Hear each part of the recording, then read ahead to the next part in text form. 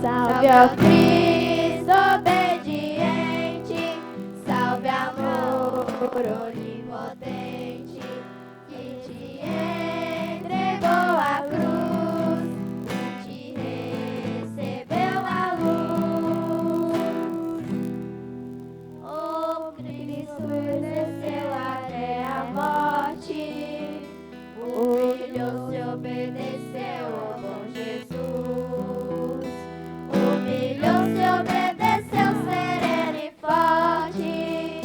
Humilhou-se, obedeceu até a cruz. Salve ao Cristo obediente, salve amor onipotente, que te entregou a cruz e te recebeu a luz. Quem tem a liturgia diária pode acompanhar, ou quem tem no aplicativo aí facilita também. Não tem o sinal da cruz, porque já foi feito no Evangelho lá. Agora é a narrativa da paixão.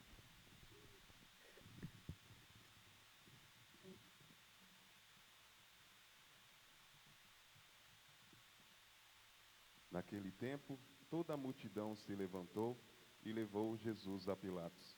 Começaram então a acusá-lo, dizendo: Tu és o rei dos judeus?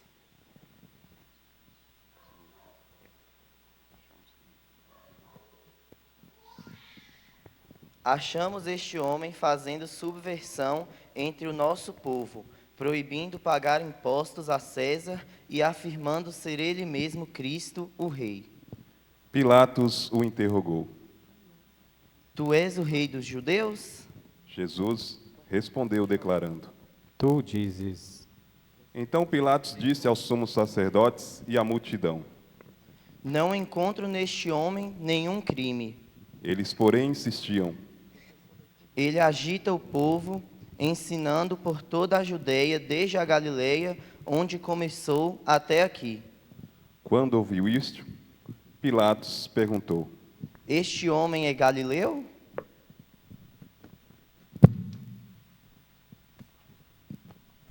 Ao saber que Jesus estava sob a autoridade de Herodes, Pilatos enviou-o a este, pois também Herodes estava em Jerusalém naqueles dias. Herodes ficou muito contente ao ver Jesus, pois há muito tempo desejava vê-lo. Já ouviram falar a seu respeito e esperava vê-lo fazer algum milagre. Ele interrogou com muitas perguntas. Jesus, porém, nada respondeu. Os sumos sacerdotes e os mestres da lei estavam presentes e o acusavam com insistência. Herodes, com seus soldados, tratou Jesus com desprezo, zombou dele, vestiu-o com uma roupa vistosa e mandou-o de volta a Pilatos. Naquele dia, Herodes e Pilatos ficaram amigos um do outro, pois antes eram inimigos. Então Pilatos convocou os sumos sacerdotes, os chefes e o povo, e lhes disse: Vós me trouxestes este homem como se fosse um agitador do povo. Pois bem, já o interroguei diante de vós e não encontrei nele nenhum dos crimes de que o acusais, nem Herodes, pois o mandou de volta para nós. Como podeis ver, ele nada fez para merecer a morte. Portanto, vou castigá-lo e o soltarei. Toda a multidão começou a gritar: Fora com ele! Solta-nos Barrabás! Barrabás tinha sido preso por causa de uma revolta na cidade e por homicídio. Pilatos falou outra vez à multidão, pois queria libertar Jesus, mas eles gritavam: Crucifica-o! Crucifica-o! E Pilatos falou pela terceira vez: Que mal fez este homem? Não encontrei nele nenhum crime que mereça a morte. Portanto, vou castigá-lo e soltarei. Eles, porém, continuaram a gritar com toda a força, pedindo que fosse crucificado, e a gritaria deles aumentava sempre mais. Então Pilatos decidiu que fosse feito o que eles pediam. Soltou o homem que eles queriam, aquele que fora preso por revolta e homicídio, e entregou Jesus à vontade deles. Enquanto levavam Jesus, pegaram um certo Simão, de Cirene, que voltava do campo, e impuseram-lhe a cruz, para carregá-la atrás de Jesus. Seguia-o uma grande multidão do povo e de mulheres que batiam no peito e choravam por ele. Jesus, porém, voltou-se e disse: Filhas de Jerusalém, não choreis por mim, choreis por vós mesmos e por vossos filhos, porque dias virão em que dirá: felizes as mulheres que nunca tiveram filhos, e os ventres que nunca deram à luz, e os seios que nunca amamentaram. Então começarão a pedir às montanhas: caia sobre nós, e às colinas: esconda-nos, porque se fez assim com as árvores verdes, o que não fará com as árvores secas? Levavam também outros 2 malfeitores para serem mortos, junto com Jesus. Quando chegaram ao lugar chamado Calvário, ali crucificaram Jesus e os malfeitores, um à sua direita e outro à sua esquerda.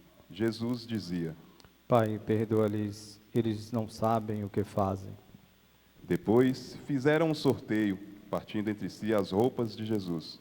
O povo permanecia lá, olhando, e até os chefes zombavam, dizendo: A outros ele salvou, salva-se a si mesmo, se de fato é o Cristo de Deus, o escolhido. Os soldados também caçoavam dele. Aproximavam-se, ofereciam-lhe vinagre e diziam: Se és o rei dos judeus, salva-te a ti mesmo. Acima dele havia um letreiro: Este é o rei dos judeus. Um dos malfeitores crucificado o insultava, dizendo: Tu não és Cristo? Salva-te mesmo e a nós. Mas o outro repreendeu, dizendo: Nem sequer temes a Deus, tu que sofres a mesma condenação. Para nós é justo, porque estamos recebendo o que merecemos, mas ele não fez nada de mal.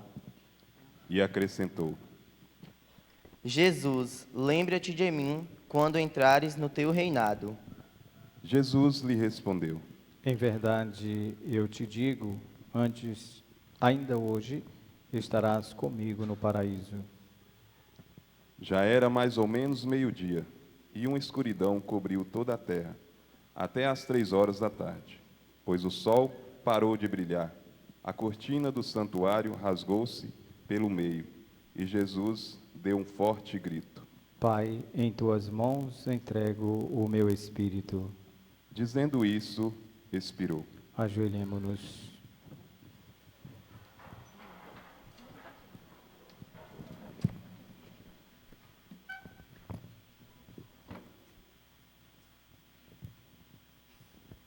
Levantemo-nos.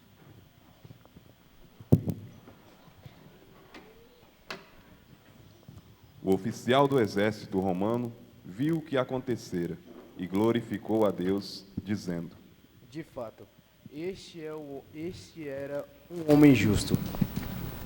E as multidões que tinham acorrido para assistir viram o que havia acontecido e voltaram para casa, batendo no peito. Todos os conhecidos de Jesus, bem como as mulheres que o acompanhavam, desde a Galiléia, ficaram à distância, olhando essas coisas. Palavra da salvação. Glória a vós, Senhor. Sentados. Meu Deus,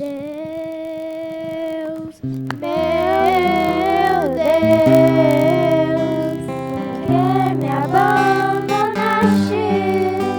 porque me abandonaste, meu Deus,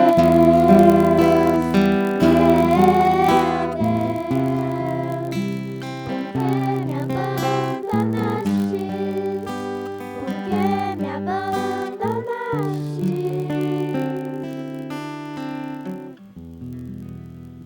Iniciamos hoje a Semana Maior. Vamos, durante esses dias, nos colocar diante de Deus, pedindo a Ele que nos oriente, fortaleça os nossos passos no caminho. O meu medo durante este tempo é que a gente teatralize demais uma festa tão bonita e tão importante para a vida da igreja. Não é simplesmente o ato de pegar os ramos, sacudir, sair por aí. Não é isto. É muito mais do que isso. A Semana Santa nos reporta justamente ao segundo ponto central da igreja. O primeiro, o nascimento do Senhor, no seu Natal, e este importantíssimo para a vida da igreja, que é esta preparação para a Páscoa que nós vamos celebrar. E nesta preparação da Páscoa, nós iniciamos com a entrada de Jesus em Jerusalém, no jumentinho, na simplicidade. O homem se faz pobre, veio habitar no meio de nós. Neste sinal e neste modelo, nos apresenta justamente aquilo que nós devemos celebrar: a simplicidade, o amor, a graça de Deus em nossas vidas. E é o convite que Ele nos faz. É a semana em que todos nós deveríamos voltar os nossos corações para o que vamos celebrar nesses dias. Uma semana inteira de preparação, tudo em função da Páscoa. Todo este sinal em função da Páscoa. Saímos aclamando esse Jesus.